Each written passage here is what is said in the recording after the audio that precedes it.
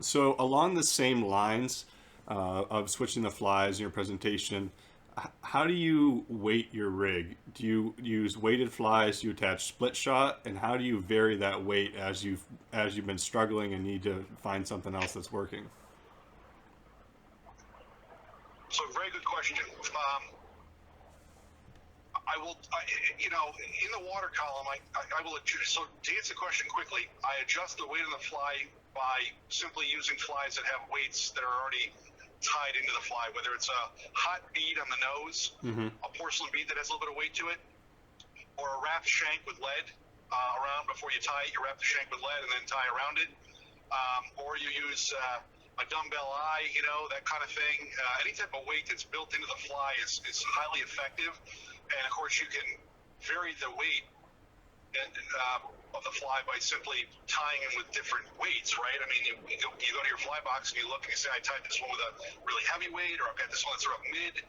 And you can tell by the water, how deep the spot is that you're fishing. You get a sense of it after hooking the bottom a few times or not. If you fish there a lot, you'll know what kind of weight you're going to need. If the water's up and it's stained and it's raining and you're going to use a weighted fly in there, maybe something a little big, maybe black. Black is a nice contrast color in stained water. Mm-hmm.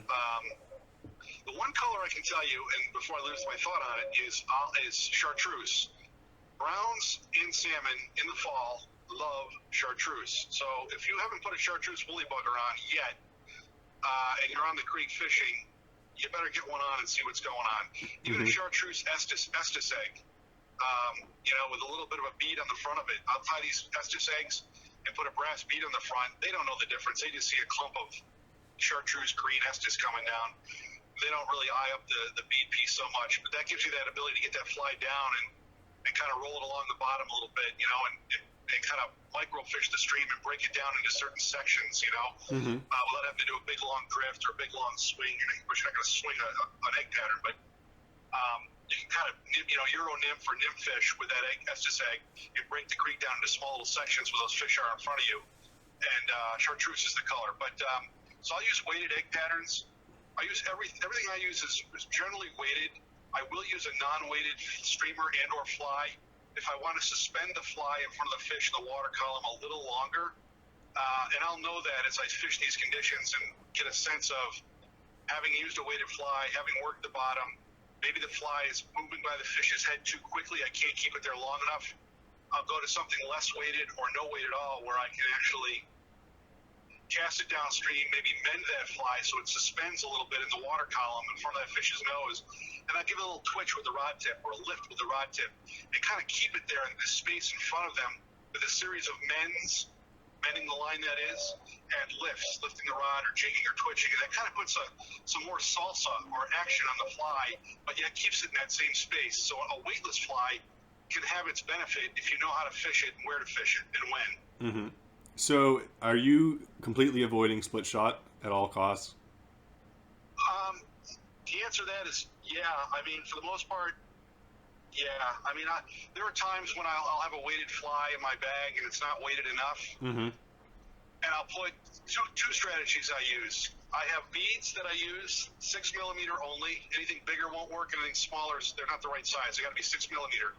Okay. And I buy them in a cream color, or I buy them in a orange, Mm-hmm. and maybe one other color, I guess, but those two colors primarily. And what I'll do is I'll tie a woolly bugger on that might have a brass bead on the nose, but it's not enough weight. Or maybe I want a little more attractor to it. Mm-hmm. I'll slide a bead on. I don't tie it on. I don't pin it on. I want it to move independently. I want it to slide up and down the line. Mm-hmm. It's a strategy that I employ. No one else really does it that I know of, but it works wonders. And so you get the weight of the bead added on. You get the attractor of the bead with some color, especially in stained water. And with eggs being in the creek this time of year, it also has that effect as well. So if you're fishing stained water, or you want to look like you've got all those things going for you, that attractor with that 6 millimeter bead. And then if you cast it like we talked earlier with that Levenquist lift, Mm-hmm.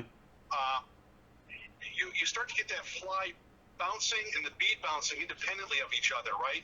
As you lift the rod tip up or strip. And as the line gets slack in it, and then tightens up as you lift, slacken it, tightens up and lift as you pulse it, lift, and jig it. The bead moves independently from the fly, and it looks like the minnow is chasing the egg. Mm-hmm. And these fish go bananas for this thing. It's kind of crazy. It's a strategy I use. I probably shouldn't give it away, but what the heck? You know, you got to get a couple good tidbits out there for folks listening, and that's one. If you haven't tried, try it, and know that you heard it here. Yeah, I mean that strategy to me just makes a lot of sense. I've never personally thought about it though. But so what is your rationale for not using split shot? So I do a lot of Euro nymphing for just normal inland trout. And I personally try to avoid split shot because it decreases the sensitivity of my rig and my ability to detect strikes. Are you avoiding it for similar reasons? Yeah, for all those reasons, right? It can cause drag. So if I do use a piece of split shot, what I do is take the bead off, which usually, if you put that bead on like we talked about, it'll slide right down to the nose of the fly. It sits there and then independently slides up and down. The split shot, if I put it on, I put it right on the nose of the streamer. Mm-hmm. Or if it's an Estes egg, some of these eggs I'll tie with a brass bead in it or on it, and they don't really notice it a whole lot. You might be able to get away with a split on the front of that egg. It's not going to look real natural. But on the front of a streamer, these fish generally don't bite these streamers head first, so to speak. Yeah. Like a saltwater species, a striped bass or bluefish, they'll take their bait down head first and suck it down.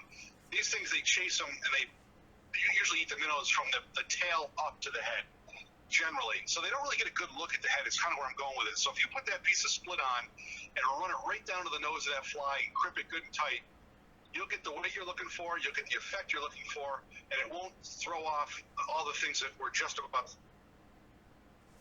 split shot on there. If you put split on, foot up from the fly, you tend to get a hinging effect with your cast. Anybody that's done a lot of casting will know this. So if you're doing bigger casts with streamers trying to cover a bigger piece of water, you're starting to lift that fly up off the water into a water haul, and now you're doing the false casting in the air. You've got the two independent weights, the fly weight and then this foot and a half up or foot up, this split shot. It starts to create this figure eight activity in the air. It causes a hinging, and you can feel it in your cast. It's awkward. When you lay the fly down in the water, it's one more piece of weight that splashes the water. Many times we're out there fishing, and the creek is not stained, right? We're out there and it's gin clear or darn clear. These fish get a good look at the splash on the surface, the split shot moving down the creek, independent of the fly, they'll see that. It also causes drag, and you know this from Euro nymphing and other. You start to put some independent weight above the fly, and maybe a little less with Euro nymphing because you're pulling the fly down the stream, downstream towards you, so you can keep the line tight. But even still in that setting, you're still going to get the weight of the fly causing a bit of drag there, Yeah. So you want to eliminate drag. You want to eliminate slapping on the water. You want to eliminate the fish seeing that piece of split shot. A number of reasons why. Easier casting. Learning to fish without weight really comes down to one simple process. At the end of the day, you can fish a weightless fly and get it down if you learn how to mend. If you learn how to mend a line, cast and then mend the line upstream so that the fly is in front of your floating line and it sinks as it drifts downstream, you can get that fly and present it to any fish you need to without weight. And if you don't believe that, do the same with a weighted woolly bugger and a bead head on the front of it, and you'll have plenty of weight to do almost anything you need in most of these creeks. The only time I put a piece of split on is if the water's really ripping and it's flying by too quick and I can't get it down with a mend. That's one time. Or the hole is quite large. The pool is 6, 7, 8 feet deep. Those are the glory holes. They're unusual. You don't see a ton of them on all waters everywhere. But I might put a piece of split on the nose of a streamer and hide it that way, and count to 10 and sink it down and fish it that way. So that's sort of my strategy and my reasoning behind the split. I think